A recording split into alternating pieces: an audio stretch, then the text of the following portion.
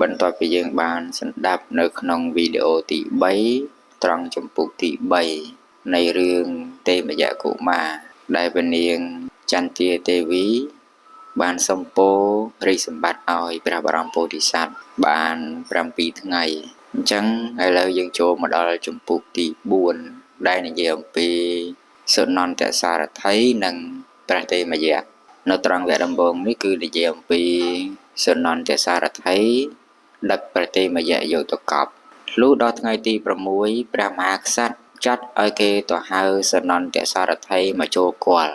ហើយទ្រង់ត្រាស់បង្គាប់ថាណែនាយសុនន្ទសារថីព្រឹកស្អែកនេះអ្នកត្រូវទៅសេះអបមង្គលជាមួយនឹងរដ្ឋអបមង្គលហើយបរទឹមទេមយៈចេញទៅតាមទ្វារវាំងខាងលិចរហូតទៅដល់ព្រៃស្មសានលុះទៅដល់ព្រៃស្មសានហើយ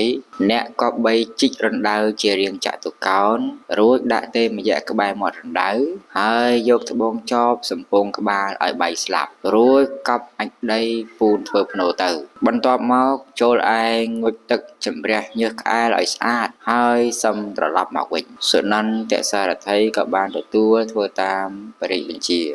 សូរិយាទេទៀបលេចបាត់រស្មីឈានចូលដល់រាត្រីទី6ព្រះនាងចន្ទាទេវីអង្វររាជបុត្រថាហើយទេមយៈសម្លាញ់បិតាអើយការសេរីបិតារបស់បុត្របានបង្គាប់ឲ្យគេជីករណ្ដៅកប់បុត្រក្នុងវេលាព្រឹកថ្ងៃស្អែកនេះឯងហើយនៅព្រឹកថ្ងៃស្អែកនេះសេចក្តីស្លាប់នឹងប្រកាសជាមានដល់បុត្រហើយឬដូច្នោះហើយព្រះមហាក្សត្រគិតថាណែទេមយៈ16ឆ្នាំកន្លងមកនេះអ្នកឯងបានធ្វើនៅសេចក្តីព្យាយាមឥឡូវសេចក្តីព្យាយាមនេះបានមកដល់ទីបំផុតហើយគិតដូច្នេះរួចព្រះអង្គកើតបិតិសេចក្តីត្រេកអរព្រឺព្រួចព្រះហឫទ័យមានអំណរជាពន់ពេកចំណែកព្រះមេត្តារបស់ព្រះមហាក្សត្រស្ទើរតែបែកបរិជ្ជហឫទ័យបើទុកជាដូច្នោះក្តីព្រះមហាក្សត្រពុំបានចរចាជាមួយនឹងព្រះមេត្តាមួយម៉ាត់ឡើយព្រោះព្រះអង្គគិតថាគោលបំណងរបស់ខ្លួនចិត្តបានសម្រេចហើយបន្ទាប់អំពីរាត្រីនោះកន្លងផុតទៅអរុណោទ័យចាប់ផ្ដើមបញ្ចេញរស្មីពណ៌ក្រហមព្រឿងនៅឯទិសបូព៌ានាយសុនន្ទសារថីក៏រៀបចំទឹមរថក្នុងគណៈនោះដោយអានុភាពនៃទេវតានិងដោយអានុភាពនៃបារមីរបស់ព្រះមហាក្សត្រផ្ទាល់បណ្ដាលឲ្យនាយសុនន្ទសារថីទឹមសេះមង្គលជាមួយនឹងរដ្ឋមង្គលទៅវិញរួចបររដ្ឋនោះទៅបញ្ឈប់ក្បែរមាត់រាជដំណាក់រួចហើយនាយសារថីដើរឡើងទៅលើបរិយាមន្ទីរចូលទៅក្នុងក្រឡាព្រះបន្ទុំរបស់ព្រះនាងចន្ទាទេវីហើយក្រាបបង្គំទូលថាបើពិតប្រទេពីកុំទ្រង់ខ្ញាល់ចំពោះទូលព្រះបង្គំជាខ្ញុំឡើយទូលព្រះបង្គំជាខ្ញុំធ្វើតាមតែរាជបញ្ជាទេក្រាបទូលបន្ទាប់មកនាយសារថីក៏យកដៃគៀសព្រះនាងទេពីដែលកំពុងផ្ទុំអោបបរិជ្ជបុត្រចេញរួចចាប់លើកបរិជ្ជបុត្របៃតាចុះអំពីប្រាសាទមើលទៅដូចជាមនុស្សលើក3ត្រកងបាច់ផ្កាដូច្នោះគ្រានោះព្រះនាងចន្ទាទេវីគួកព្រះឱរាសោកាសង្រេងដោយព្រះសវន័យខ្លាំងភ័ន្តភាំងអស់ព្រះស្មារតីម្ចាស់ក្សត្រីទ្រង់ត្រឹងប្រកាយនៅនឹងមួយកន្លែងក្នុងព្រះរាជមន្ទីរភ្លាមនោះព្រះមហាក្សត្របែរជា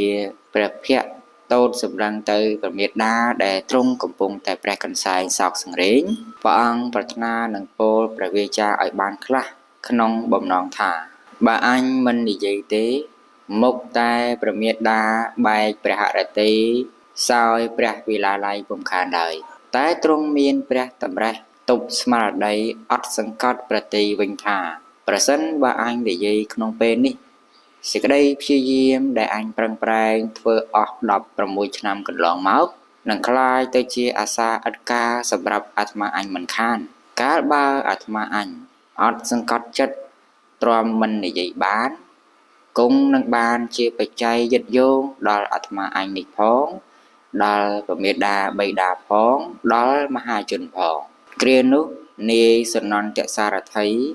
លើកព្រះទេមយៈដាក់លើរថបរចេញទៅដោយគិតថា អញនឹងបរចេញតាមទ្វារខាងលិចតែដោយអានុភាពនៃបារមីរបស់ព្រះមហាក្សត្រនាយសារថីត្រូវទេវតាបង្វែរឲ្យបររត់ឆ្ពោះមុខទៅទ្វារទិសខាងកើតវិញបណ្ដាលឲ្យធរណីទ្វារខូងខូចលែងរាបស្មើស្អាតដូចមុនដោយសារកង់រត់ដែលបត់បែនបរទៅនោះចំណែកព្រះមហាក្សត្រឮស្នូររត់បរចេញទៅទ្រង់មានប្រតិត្រេកអរជាខ្លាំងដោយមានព្រះតម្រេះថាគោលបំណងរបស់អាត្មាអញបានសម្រេចហើយរត់ដែលបរចេញទៅអំពីនគរបានចម្ងាយត្រឹមតែ3យោជន៍ដោយអានុភាពនៃទេវតានាយសារថីឃើញព្រៃស្នាប់នៅម្ដុំនោះព្រៃស្នាប់នឹងព្រៃជុំចិត្តព្រៃស្ដុកល្អយល់ឃើញថាជាព្រៃស្មសានសម្រាប់កប់ឬចោលខ្មោចទៅវិញសនន្តសារថីកំណត់សម្គាល់ឃើញទីមួយកន្លែងមានផាសុកភាពក៏បំបែររត់គេចចេញអំពីផ្លូវទៅឈប់នៅម្ខាងផ្លូវចុះពីរត់ហើយ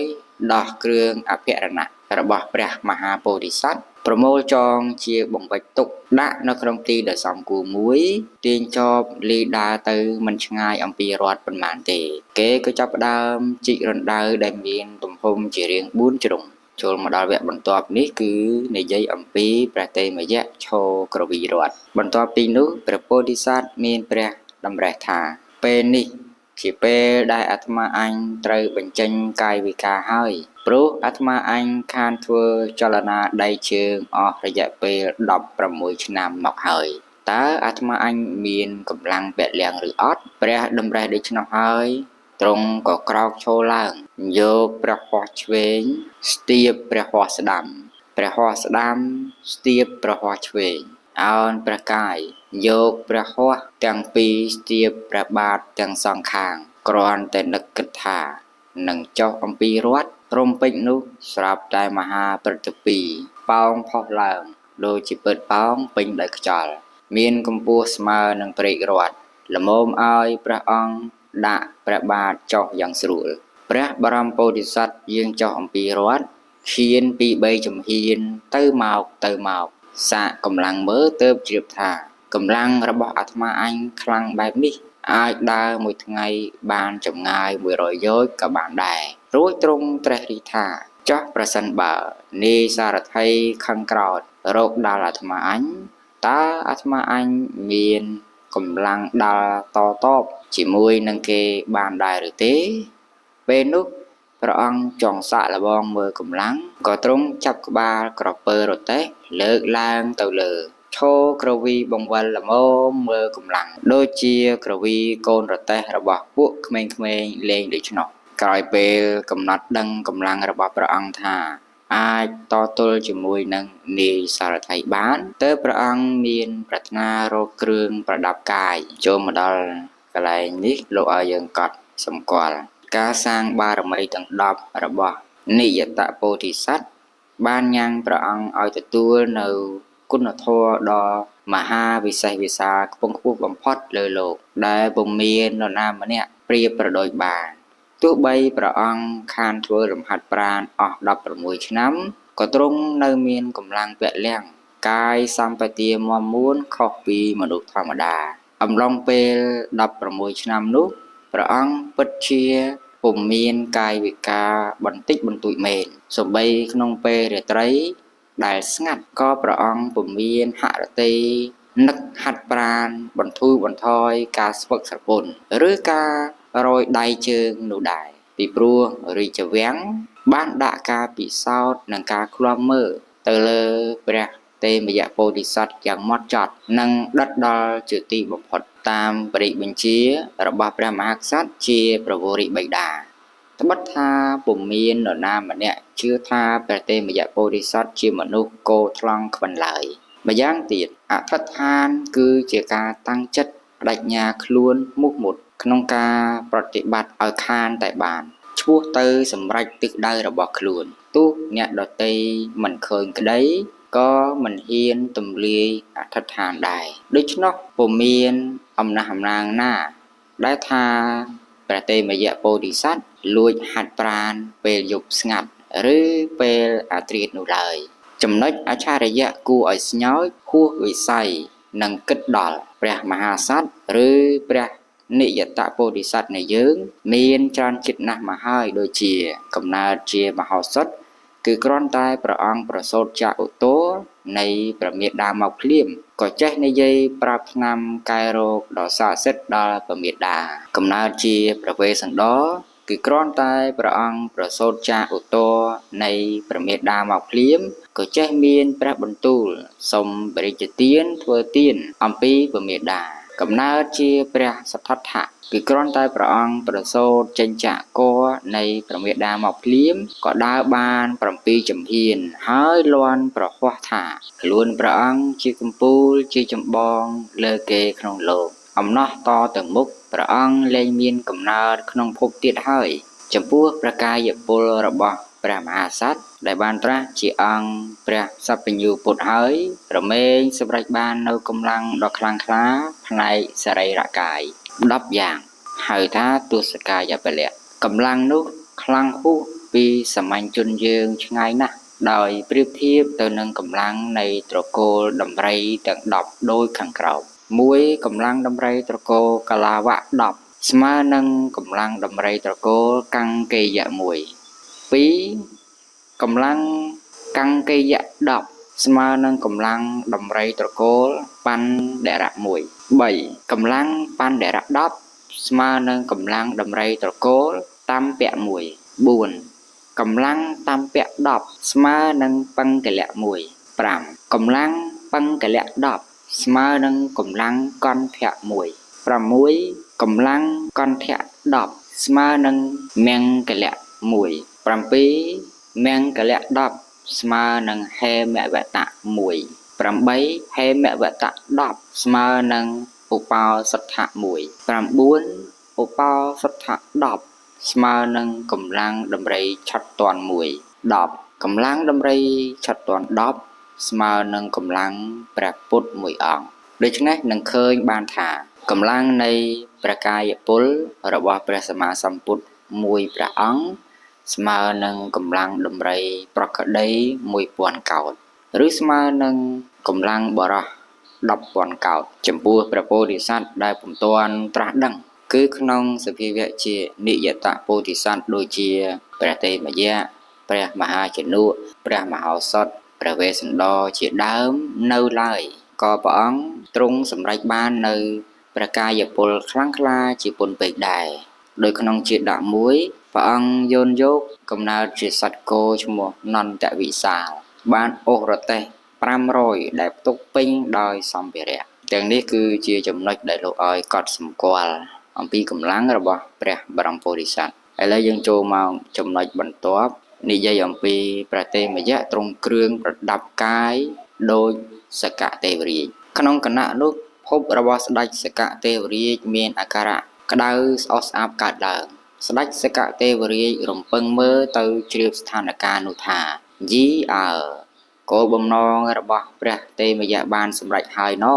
ឥឡូវព្រះតេមយៈនឹកចង់ទ្រង់គ្រឿងប្រដាប់កាយតែគ្រឿងប្រដាប់កាយជារបស់មនុស្សមិនសមគួរដល់ព្រះអង្គទេទ្រង់ព្រះតម្រេះដូច្នោះហើយសកទេវរាជក៏ប្រើទេវតាមួយអង្គឲ្យយកគ្រឿងប្រដាប់ទឹកមកថ្វាយរួចប្រើឲ្យទៅហៅវិសកម្មទេវបុត្រមកចូលគាល់នៅពេលដែលវិសកម្មទេវបុត្រមកដល់ទ្រង់បង្គាប់ថាមនាលវិសកម្មទេវបុត្រចូលអ្នកយកគ្រឿងអភិរណៈនេះទៅតុបតែងថ្វាយព្រះតេមយៈជាបុត្ររបស់ស្ដេចកាលសិរីគ្រានោះវិសកម្មទេវបុត្រទទួលបង្គាប់ហើយបានចោះចាកភពតៃវតឹងមកកាន់ភពមនុស្សចោះចំត្រង់សំណាក់របស់ព្រះតេមយៈនោះហើយក៏បានតុបតែងកាយព្រះតេមយៈដោយគ្រឿងអលង្ការផ្សេងជារបស់សួគ៌ផងជារបស់មនុស្សផងគ្រាន់តែឈ្នួតដែលរុំព្រះសិរសាគឺធ្វើដោយសម្ពុត10000ផ្ទាំងបន្ទាប់ពីវិសកម្មទេវបុត្របានតុបតែងកាយព្រះតេមយៈរួចហើយព្រះតេមយៈស្រស់សង្ហាហាក់ដូចជាស្ដេចសកទេវរាជបេះបិទកាលបើវិសកម្មទេវបុត្រធ្វើកិច្ចការចប់សពគ្រប់ហើយក៏វិលទៅកាន់លំនៅរបស់ខ្លួនវិញហោងព្រះតេមយៈបរមពោធិសត្វមានដំណើរយាងយះកែក្រាយដោយសកទេវរាជសម្ដៅឆ្ពោះទៅរកនាយសនន្តសារថីដែលកំពុងជីកលងរណ្ដៅ ព្រះអង្គទ្រង់ឈរក្បែររណ្ដៅសួរឆ្លើយឆ្លងគ្នាជាមួយនឹងនាយសារថីដោយខាងក្រោមនេះទេមយៈទ្រង់សួរថាណែនាយសារថីអ្នកប្រញាប់ប្រញាល់ជីករណ្ដៅតើព្រោះហេតុអ្វីមនាលសម្លាញ់ខ្ញុំសួរអ្នកហើយចូលអ្នកប្រាប់ខ្ញុំផងតើអ្នកជីករណ្ដៅកប់អ្វីនាយសារថីឮដូច្នោះហើយដោយខ្លួនកំពុងតែជាប់ដៃជីកលងរណ្ដៅពុំបានងើយមើលលើឆ្លើយតបទាំងឆ្ងោកមុខថាបរិយាបុត្រយើងប្រសូតមកហើយស្រាប់តែថ្លង់ផងគោផងខ្វិនផងព្រះរាជាត្រាស់បង្គាប់ឲ្យមកជីករណ្ដៅដើម្បីកប់បុត្ររបស់ព្រះអង្គក្នុងព្រៃនេះទេមយៈទ្រង់បញ្ជាក់ប្រាប់ថាខ្ញុំមិនថ្លង់មិនគោមិនខ្វិនមិនមែនវិកលវិការទេណែនាយសារថីបើអ្នកកប់ខ្ញុំក្នុងព្រៃអ្នកឈ្មោះថាធ្វើខុសក្នុងធម៌អ្នកចូលមើលជើងនិងដើមដៃរបស់ខ្ញុំចូលស្ដាប់សម្ដីខ្ញុំគ្រានោះនាយសារថីសិញ្ជឹងគិតដូច្នោះថានរណាគេណោអួតខ្លាំងម្លេះតាំងពីមកដល់ភ្លាមគាត់ផ្អាកជីករណ្ដៅហើយងើបមុខមើលលើស្រាប់តែឃើញរូបសម្បត្តិរបស់ព្រះបរមពោធិសត្វនឹកឆ្ងល់ថាបរិសនេះជានរណាណោជាមនុស្សឬទេវតាហើយសួរថាអ្នកជាទេវតាឬជាកន្ធប់ឬជាសកទេវរាជអ្នកជាអ្វីអ្នកជាកូនរបស់អ្នកណាធ្វើដូចម្ដេចទើបយើងអាចស្គាល់អ្នកបានគ្រានោះព្រះបរមពោធិសត្វណែនាំខ្លួនឲ្យនាយសារថីបានស្គាល់ថែមទាំងបញ្យលធម៌ដោយពោលនៅគាថានេះខ្ញុំមិនមែនជាទេវតាមិនមែនជាកន្ធប់មិនមែនជាសកទេវរាជទេខ្ញុំនេះឯងជាបុត្ររបស់ព្រះបាទកាសិរាជដែលអ្នកបំរុងនឹងកប់ក្នុងរណ្ដៅនេះខ្ញុំជាបុត្ររបស់ព្រះរាជាដែលអ្នកអាស្រ័យរស់នៅប្រកបដោយសេចក្តីសុខនឹងឯងណែនាយសារថីបើអ្នកកប់ខ្ញុំក្នុងព្រៃអ្នកឈ្មោះថាធ្វើខុសធម៌បុគ្គលមិនត្រូវកាច់បំបាក់មែកឈើដែលខ្លួនបានចូលទៅអង្គុយឬដេកនៅក្រោមដើមឈើនោះទេព្រោះថាដើមឈើដែលបុគ្គលនោះបានជ្រកកោនទុកដូចជាមិត្តកាលបើបុគ្គលនោះកាប់មែកបូតស្លឹកឬក្តិចត្រួយបំផ្លាញចោលឈ្មោះថាជាមនុស្សអាក្រក់ព្រោះសម្លាប់មិត្តចាំបាច់និយាយអ្វីដល់មនុស្សដែលសម្លាប់កូនចៅចៅហ្វាយនាយរបស់ខ្លួននោះណែនាយសារថីព្រះរាជាប្របីតាខ្ញុំទុកដូចជាដើមឈើខ្លួនខ្ញុំជាបុត្រទុកដូចជាមែកឈើអ្នកឯងដែលអាស្រ័យនៅនឹងព្រះរាជាអង្គនោះទុកដូចជាបុគ្គលដែលបានចូលទៅជ្រកក្រោមម្លប់ឈើដូច្នោះណែនាយសារថីបើអ្នកកប់ខ្ញុំក្នុងព្រៃអ្នកឈ្មោះថាធ្វើខុសនឹងធម៌ទោះបីព្រះពោធិសត្វរីរ៉ាប់ប្រាប់យ៉ាងនេះក៏ដោយក៏នាយសនន្តសារថីនោះមិនជឿតតែសោះគ្រានោះមហាសត្វបានព្យាយាមពន្យល់សនន្តសារថីឲ្យជឿព្រះអង្គដោយទ្រង់លើកយកនៅអានិសង្សនៃការគោរពបូជាមិត្ត10ប្រការមកបរិយាយសំឡេងគ្រៀងក្រអៅរបស់ព្រះអង្គលាយឡំដោយសំឡេងថ្វាយពរសពសាធុការពររបស់ពពួកទេវតាផងនោះក្នុងព្រៃក៏លាន់ឮសំឡេងកងរំពងត្រហឹងអើងកងហាក់ដូចជាសំឡេងវាយគងអានិសង្សនៃការគោរពបូជាមិត្ត10ប្រការដែលព្រះទេមយៈពោធិសត្វសម្ដែងនោះគឺបហូតភខោភវតិវបវុទ្ធោសកង្ខរីពហូណੰឧបជីវន្តិយោមិត្តណੰនតុភតិបុគ្គលណាមិនទ្រុះកល្យាណមិត្តទាំងឡាយបុគ្គលនោះទោះបីចេញអំពីផ្ទះរបស់ខ្លួនទៅណាក៏រមែងជាអ្នកមានភ័ព្វភាហាច្រើនមនុស្សទាំងឡាយតែងចិញ្ចឹមទំនប់បំរុងជីវិតបុគ្គលនោះយ៉ាងជាអ្នកបទាំងយាតិនិកមេរាជធិនិយោសបដ្ឋពោចិតោហន្តិយោមិត្តណੰអ្នកតុភតិបុគ្គលណាមិនទ្រុះកល្យាណមិត្តទាំងឡាយបុគ្គលនោះកាលទៅកាន់និគមជនបទឬរាជធានីណារមែងមានអ្នកបូជាក្នុងទីនោះនាសចោរាបសាហន្តិនាតិបញ្ញតិខត្តយាសពេអមិតេតរតិយោមិត្តាណੰអ្នកតុភតិបុគ្គលណាមិនទ្រុះ កល្យាណមិត្តទាំងឡាយពួកចោលក្តីខ្សត់ទាំងឡាយក្តីរមែងមិនគំរាមកំហែងមិនមើងងាយចំពោះបុគ្គលនោះនឹងជាអ្នកមិនមានសត្រូវគ្រប់ទីកន្លែងអគុទ្ធោសករាំងអេតិសភាយ៉ាងបដិណន្តិតោញាតិណាំងឧត្តមោហន្តិយោមិត្តានាងនតុបតិបុគ្គលណាមិនទ្រុះកល្យាណមិត្តទាំងឡាយបុគ្គលនោះរមែងមិនយកកំហឹងចូលផ្ទះរបស់ខ្លួនជាអ្នកត្រូវគេទទួលរាក់ទាក់ក្នុងទីប្រជុំជននិងជាបុគ្គលឧត្តមរបស់ពួកញាតិសកត្វាសកតោហន្តិករុហន្តិសគារវោ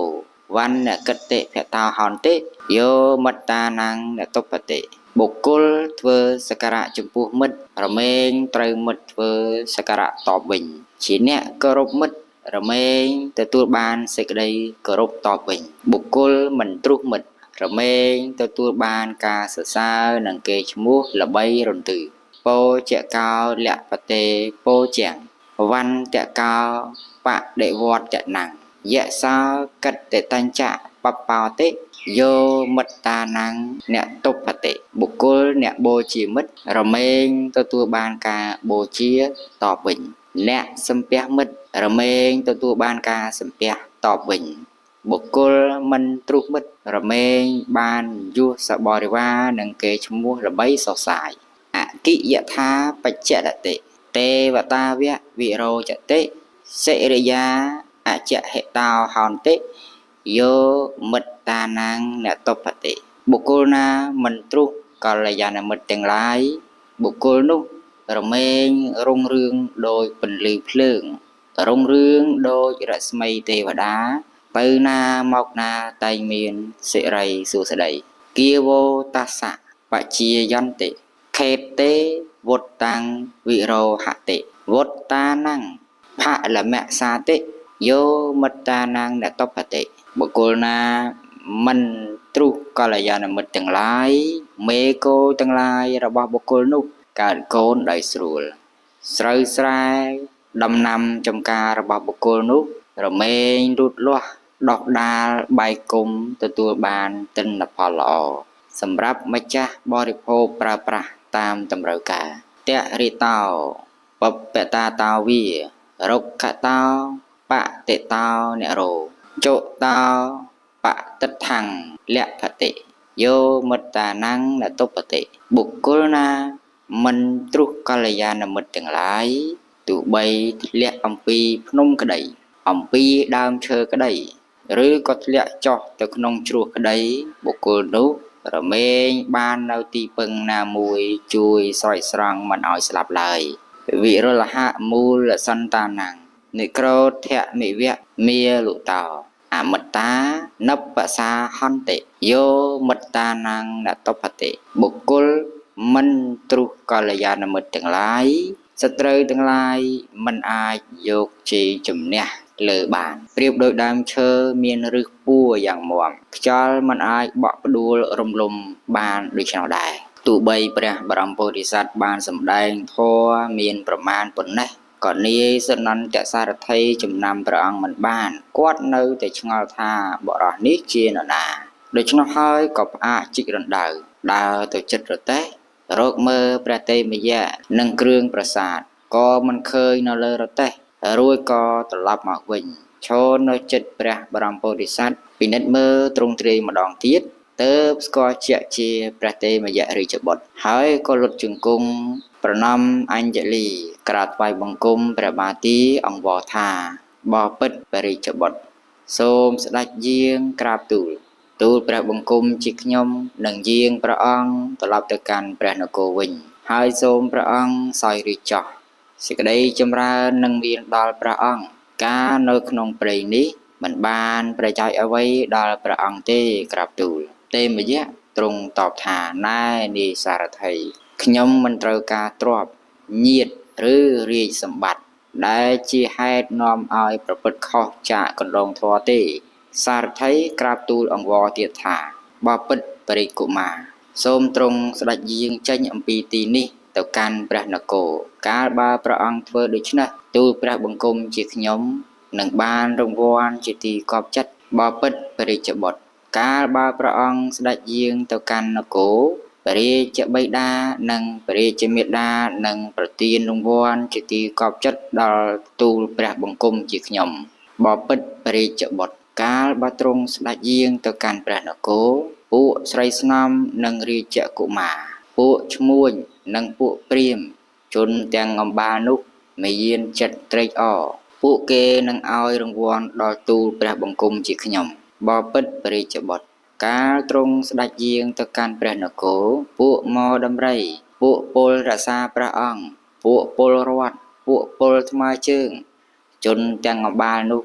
មានចិត្តត្រេកអរពួកគេនឹងឲ្យរង្វាន់ដល់ទូលព្រះបង្គំជាខ្ញុំបបិទ្ធព្រះរាជបុត្រកាលទ្រង់ស្ដេចយាងទៅកាន់ព្រះនគរពួកអ្នកនិគមនិងពួកអ្នកជនបទមានធញ្ញាហារច្រើនមកប្រជុំគ្នាពួកគេនឹងឲ្យគ្រឿងបណ្ណាការជាច្រើនដល់ទូលព្រះបង្គំជាខ្ញុំទេមយៈព្យាយាមបដិសេធថាណែនាយសារថី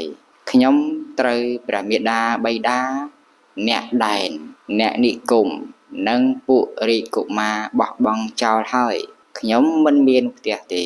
ខ្ញុំត្រូវបានព្រះមេដាអនុញ្ញាតឲ្យសោយរាជ្យ7ថ្ងៃហើយខ្ញុំត្រូវព្រះបិតាបំបោបង់ចោលហើយខ្ញុំនឹងបួសនៅក្នុងព្រៃនេះតែម្នាក់ឯងមិនប្រាថ្នានៅកាមទាំងឡាយឡើយពេលដែលព្រះពោធិសត្វកំពុងពោលនៅគុណទាំងឡាយរបស់ខ្លួនបិតិសេចក្តីឆ្អែតចិត្តក៏កើតឡើងដល់ព្រះអង្គដោយកម្លាំងនៃបិតិនោះព្រះអង្គបានពន្លឺនៅឧទាននេះថាខ្ញុំបានសម្រេចផលតាមសេចក្តីប្រាថ្នាហើយព្រោះខ្ញុំមិនប្រញាប់ប្រញាល់ហើយព្យាយាមតស៊ូអស់ពេល16ឆ្នាំខ្ញុំមានព្រហ្មចរិយធម៌ចាស់ក្លាហើយណែនាយសារថីអ្នកចូលដឹងយ៉ាងនេះចោះប្រយោជន៍ដល់ប្រពៃតែងសម្រេចដល់ខ្ញុំព្រោះខ្ញុំមិនប្រញាប់ប្រញាល់ខ្ញុំមានព្រហ្មចរិយធម៌ចាស់ក្លាហើយខ្ញុំចេញផុតពីទុក្ខភ័យហើយនាយសារថីទូលសួរថាបបិទ្ធព្រះរាជបុត្រព្រះអង្គមានព្រះបន្ទូលពិរោះមានព្រះបន្ទូលក្បោះក្បាយយ៉ាងនេះហេតុអ្វីបានជាព្រះអង្គមិនមានព្រះបន្ទូលក្នុងសំណាក់នៃព្រះមេដាបិតារបស់ព្រះអង្គក្នុងពេលនោះទេមយៈទ្រង់តបថាមនាលនាយសារថីខ្ញុំមិនមែនខ្វិនព្រោះខ្ញុំមិនមានសន្លាក់ទេខ្ញុំមិនមែនថ្លង់ព្រោះមិនមានសោតប្រាសាទទេខ្ញុំមិនមែនគោព្រោះមិនមានជីវហាប្រាសាទទេអ្នកកុំយល់ច្រឡំថាខ្ញុំជាមនុស្សគោឲ្យសោះខ្ញុំរលឹកឃើញនៅជាតិមុនពេលដែលបានសោយរាជ្យក្នុងនគរពរិណសីនេះលុះសោយរាជ្យក្នុងជាតិនោះបាន20ឆ្នាំខ្ញុំក៏ស្លាប់ទៅកើតក្នុងនរកត្រូវភ្លើងក្នុងនរកឆេះអស់80000ឆ្នាំខ្ញុំខ្លាចរាជ្យនោះណាស់ហេតុតែខ្ញុំមិននិយាយក្នុងសំណាក់នៃព្រះបិតាមេដាក្នុងការនោះគឺក្នុងគោលបំណងដើម្បីកុំឲ្យព្រះមេដាបិតាខ្ញុំអភិសេកក្នុងរាជ្យនោះពេលមួយព្រះរាជបិតាបានឲ្យខ្ញុំអង្គុយលើព្រះឧទរហើយទ្រង់កាត់ទោសពួកចៅ4នាក់ថាចៅមួយត្រូវវាយដោយខ្សែលួសបន្លា1000ក្បាប់ចៅមួយត្រូវដាក់គុកចៅមួយត្រូវប្រឡាក់ទឹកក្បុងនិងចៅមួយទៀតត្រូវដោតនឹងឈើអណ្ដោតខ្ញុំគ្រាន់តែឮនៅព្រះបន្ទូលដល់ព្រៃផ្សៃរបស់ព្រះបិតាភ្លាមខ្ញុំមិនគោទេតែធ្វើជាគោខ្ញុំមិនខ្វិនទេតែធ្វើជាខ្វិនបើទោះបីខ្ញុំនៅត្រាំក្នុងម៉ូដនិងលាមករបស់ខ្លួនក៏ដោយជីវិតរបស់សត្វតែមានសេចក្តីលំបាកផងតិចតួចផងជីវិតនោះប្រកបដោយទុក្ខផងចោះហេតុដូចម្ដេចបុគ្គលដែលអាស្រ័យនៅជីវិតដ៏តិចតួចនេះហើយប្រព្រឹត្តធ្វើនៅកម្មពៀទៅទៀតនោះព្រោះមិនមានវិបស្សនាបញ្ញាផងព្រោះមិនឃើញច្បាស់នៅធម៌ផងខ្ញុំបានសម្រេចមគ្គផលតាមសេចក្តីប្រាថ្នាហើយព្រោះខ្ញុំមិនប្រញាប់ប្រញាល់ហើយព្យាយាមតស៊ូអស់ពេល16ឆ្នាំខ្ញុំមានព្រហ្មចរិយធម៌ចាស់ក្លាហើយណែនាយសារថីអ្នកចូលដឹងយ៉ាងនេះចោះប្រយោជន៍ដល់ប្រពៃតែងសម្រេចដល់ខ្ញុំព្រោះខ្ញុំមិនប្រញាប់ប្រញាល់ខ្ញុំមានព្រហ្មចរិយធម៌ចាស់ក្លាហើយខ្ញុំចេញផុតពីទុក្ខភ័យហើយលុះឮដូច្នោះហើយសុនន្ទសារថីក៏គិតថា ប្រទេមយៈរាជបុត្រនេះបោះបង់ចោលនៅរាជសម្បត្តិដ៏មានសិរីដូចចោលសាកសពដោយមិនអាឡោះអាល័យមិនទម្លាក់ចោលអធិដ្ឋានគឺសេចក្តីតាំងចិត្តរបស់ខ្លួនឡើយហើយចូលមកកាន់ព្រៃបំណងនឹងបួសជីវិតដ៏អាក្រក់នេះមិនមានប្រយោជន៍អ្វីដល់អញឡើយអញនឹងសាងផ្នួសជាមួយនឹងព្រះទេមយៈរាជបុត្រនេះដែរគិតដូច្នោះហើយនាយសារថីក៏ពោលថាបបិទ្ធព្រះរាជបុត្រទូលបង្គំជាខ្ញុំនឹងបួសក្នុងសំណាក់ព្រះអង្គបបិទ្ធព្រះរាជបុត្រដ៏ចម្រើនសូមព្រះអង្គអនុញ្ញាតឲ្យទូលព្រះបង្គំជាខ្ញុំបួសផងទូលព្រះបង្គំជាខ្ញុំពេញចិត្តនឹងបព្វជិដែរពេលដែលនាយសារថីទូលសុំបួសយ៉ាងនេះព្រះពោធិសត្វទ្រង់ព្រះតម្រិះថាប្រសិនបើអញអនុញ្ញាតឲ្យនាយសារថីបួសឥឡូវនេះពមាតាបិតារបស់អញប្រកាសជាទ្រង់ពុំបានយាងមកកាន់ទីនេះទេកាលបើដូច្នោះសេចក្តីសាបសូន្យនឹងមានដល់ពួកទ្រង់ម្យ៉ាងទៀតសេះរទេះនិងគ្រឿងប្រាសាទទាំងនេះនឹងទៅជាអាសាឥតកាក្នុងទីនេះពុំខានហើយពួកអ្នកនគរអាចនឹងរិះគន់អញថាជាយៈស៊ីនាយសារថីនោះទៀតផងកាលព្រះពោធិសត្វទ្រង់ព្រះតម្រិះឃើញនៅសេចក្តីចម្រើនដល់ព្រះមាតាបិតាផងគិតឃើញនៅមធ្យោបាយដើម្បីដោះខ្លួនអំពីពាក្យរិះគន់របស់អ្នកនគរមកលើខ្លួនព្រះអង្គផងទើបទ្រង់ត្រាស់បង្ហាញសេះរទេះនិងគ្រឿងប្រាសាទបង្វែរថាជាបំណុលរបស់នាយសារថីនោះរួចត្រាស់ថាណែនាយសារថីអ្នកចូលយកសេះរទេះនិងគ្រឿងប្រាសាទទាំងនេះទៅថ្វាយព្រះរាជាសិនទើបអ្នករួចពីបំណុលហើយត្រឡប់មកបួសវិញចោះព្រោះថាអ្នកជាប់បំណុលគេមិនអាចបួសបានទេអីសីទាំងឡាយតែងពោលសរសើរការបួសនេះណាស់ឮដូច្នោះហើយនាយសារថីគិតថាប្រសិនបើអញទៅកាន់នគរព្រះទេមយៈនេះនឹងទៅក្នុងទីដតីលុះព្រះបិតាព្រះអង្គជ្រាបដំណឹងនេះប្រកាសជាទ្រង់យាងមកសួររកបុត្ររបស់ព្រះអង្គមិនឃើញទ្រង់នឹងដាស់ទោសអញព្រោះហេតុដូច្នោះអញត្រូវពោលនៅគុណរបស់ខ្លួនរួចសូមឲ្យព្រះទេមយៈដាក់ខសន្យាថាមិនត្រូវទៅកាន់ទីដទៃឡើយលុះនាយសារថីគិតដូច្នោះហើយក៏ក្រាបទូលថាសេចក្តីចម្រើនចូលមានដល់ព្រះអង្គទូលព្រះបង្គំជាខ្ញុំនឹងធ្វើតាមពាក្យរបស់ព្រះអង្គពាក្យដែលទូលបង្គំជាខ្ញុំអង្វរសូមព្រះអង្គហើយសូមព្រះអង្គមេត្តាធ្វើតាមពាក្យរបស់ទូលព្រះបង្គំជាខ្ញុំផងចោះសូមព្រះអង្គមេត្តាស្ដេចគង់នៅក្នុងទីនេះដរាបដល់ទូលព្រះបង្គំជាខ្ញុំយាងព្រះបិតាមកដល់ពេលព្រះបិតាទតឃើញព្រះអង្គហើយសំជាមានព្រះហឫទ័យនោះប្រកបដោយសេចក្តីត្រេកអររីករាយក្រៃពេកទេមយៈទ្រង់តបថាណែនាយសារថីខ្ញុំបដិញ្ញាធ្វើតាមពាក្យរបស់អ្នកខ្ញុំក៏មានបំណងចង់ជួបព្រះបិតារបស់ខ្ញុំដែលទ្រង់ស្ដេចយាងមកក្នុងទីនេះដែរមនាលសម្លាញ់អ្នកទៅដល់ហើយចូលប្រាប់នៅសេចក្តីសុខរបស់ខ្ញុំដល់ព្រះញាតិទាំងឡាយផងចូលទូលថ្វាយព្រះមេតាបិតាថាខ្ញុំជាបុត្រតែងក្រាបថ្វាយបង្គំចំពោះព្រះមេតាបិតាជានិច្ចហើយចូលប្រញាប់ប្រញាល់ត្រឡប់មកវិញបន្ទាប់ពីត្រាស់ដូច្នោះហើយព្រះមហាក្សត្រទ្រង់បែរព្រះភ័ក្ត្របង្អោនព្រះកាយដែលប្រៀបបាននឹងដើមចេកមាសតម្រង់ឆ្ពោះទៅរកនគរពារាណសីថ្វាយបង្គំប្រកបដោយបញ្ចង្គៈប្រដេស្ថៈចំពោះព្រះមេតាបិតារួចទ្រង់ថ្វាយដំណឹងតាមរយៈសារថីសនន្តសារថីទទួលពាក្យផ្ដាំផ្ញើហើយចាប់ព្រះបាទនៃព្រះមហាក្សត្រដើរប្រទក្សិណព្រះអង្គរួចក៏ឡើងជិះរថបោះឆ្ពោះទៅកាន់ព្រះនគរចូលមកដល់ចំណុចនេះគឺនិយាយអំពីនាយសារថីក្រាបទូលដំណឹងព្រះរាជបុត្រដល់ព្រះនាងចន្ទាទេវីក្នុងគណៈនោះព្រះនាងចន្ទាទេវីកំពុងបើកសីហបញ្ចាលទន្ទឹងរង់ចាំមើលផ្លូវនាយសារថីក្រែងបានដំណឹងល្អខ្លះពីបុត្ររបស់ព្រះនាងលុះឃើញនាយសារថីត្រឡប់មកវិញតែម្នាក់ឯងមិនឃើញព្រះរាជបុត្រលើរថព្រះនាងទ្រង់ព្រះកន្សែងសោយសោកវិយោគបោកព្រះកាយា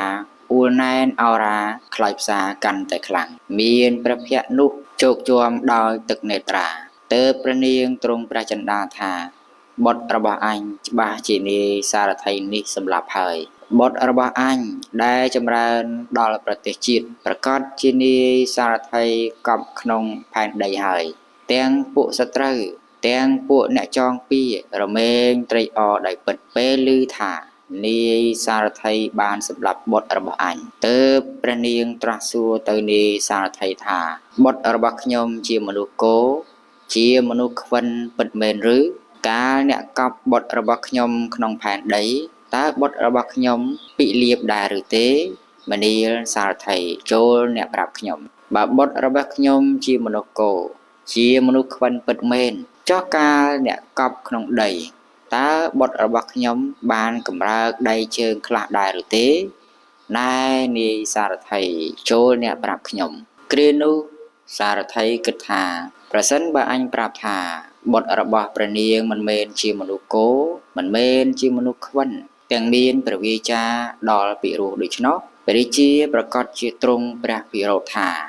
ហេតុដូចម្ដេចបានជាឯងមិនយាងបុត្ររបស់អញមកវិញហើយទ្រង់នឹងដាក់រាជអាជ្ញាចំពោះអញដូច្នោះអញត្រូវសុំការប្រទានអភ័យចំពោះព្រះនាងទេពីជាមុនសិនរួចក៏ក្រាបទូលថាបបិទ្ធព្រះទេពី